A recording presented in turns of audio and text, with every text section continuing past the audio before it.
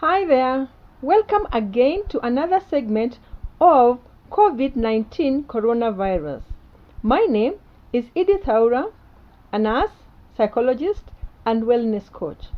Today we look at dangers of self-medication and we narrow down at COVID-19 and the use of antibiotics. In the quest of preventing or trying to take care of ourselves, we are ending up stocking all manner of medicine in our houses. Now, before you stock antibiotics in your house, in this panic shopping, do you know the difference between bacteria and virus? Have a look at that structure. You can see the bacteria and you can look at the side that has the viruses. The bacteria has rods and spirals and little tiny little things. When you look at the virus side, you see it's beautiful balls. They look big, but they're very tiny. I appreciate that in this time, COVID-19 pandemic has provoked intense fear in all human race. In the anticipation of total lockdown, globally, people are spending all they have in panic shopping. And they are buying from foodstuff, soap, sanitizers, tissue papers, even medicines. And they are buying from pain relievers, antihistamines, and even antibiotics. That brings me to this question. Is COVID-19 coronavirus a bacteria? No. COVID-19 is a virus and it causes a viral infection. But you can start by having a look at the bacteria again. A bacteria, it's a single-celled microbe or simply a living thing. They are small and are visible under light microscope. All its genetic material is within the cell and in the cell membrane. Bacteria replicate continuously. If you remember binary fusion, and bacteria can live in a cell or between cells. Bacteria also survive in human body, in animals, extreme heat or extreme cold, in the soil, or even in the radioactive wastes. Now, as we think about bacteria, let's also know one thing. Now, we've looked at the characteristics of bacteria. We have good bacteria. Most bacteria are beneficial. Remember, they help us in digestion of our food. They help our bodies to fight diseases. They help our bodies to get the needed vitamins. And they are also used in making healthy foods like cheese, kefir, and yogurts. But you also have few harmful bacteria. They reproduce so quickly. And as they reproduce, they also produce chemicals in the body that are called toxins. Toxins are the ones that damage our body tissue, making us unwell.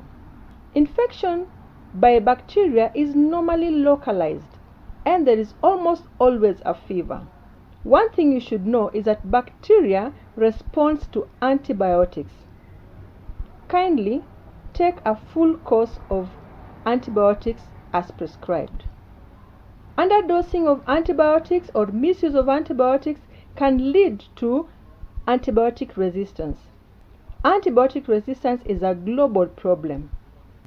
We have common bacterial infections that are known, mostly pneumonias and gastrointestinal infections like typhoid. We now want to have a look at the virus. On a picture, it looks like it's small, but it's not just small, it is very tiny.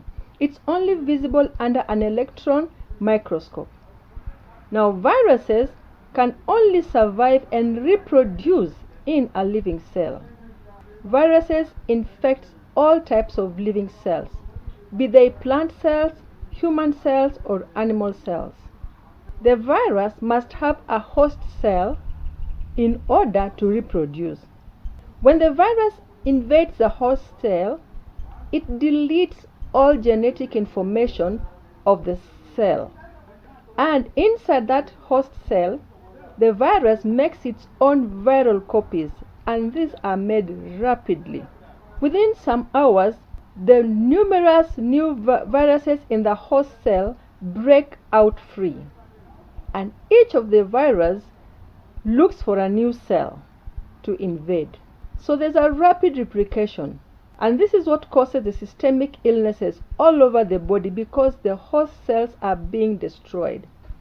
Just like the bacteria, viruses also have good viruses among them, and these are called bacteriophages or just phages. These viruses infect and destroy any invading bacteria, especially in the respiratory, digestive, and reproductive tracts. They are found in the mucous membrane lining. We also have good viruses that are used in cancer treatment, and a lot more research is ongoing. Our childhood viral infections like chickenpox strengthen our immunity even as we grow up.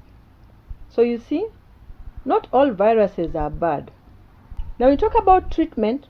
Viruses do not respond to antibiotics. They only respond to antivirals. Treatment in viral infections is by antivirals, and then the rest of the treatment is supportive, mainly to relieve pain. And there are many antivirals. It doesn't mean that the doctor will not prescribe an antibiotic. He may prescribe at his own discretion as deemed best. These are some of the viral infections that are known: influenza, rotavirus, Ebola, HIV, smallpox, dengue fever, SARS, among others.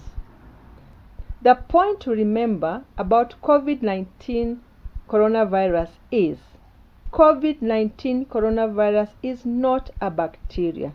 Stop overstocking antibiotics in your houses.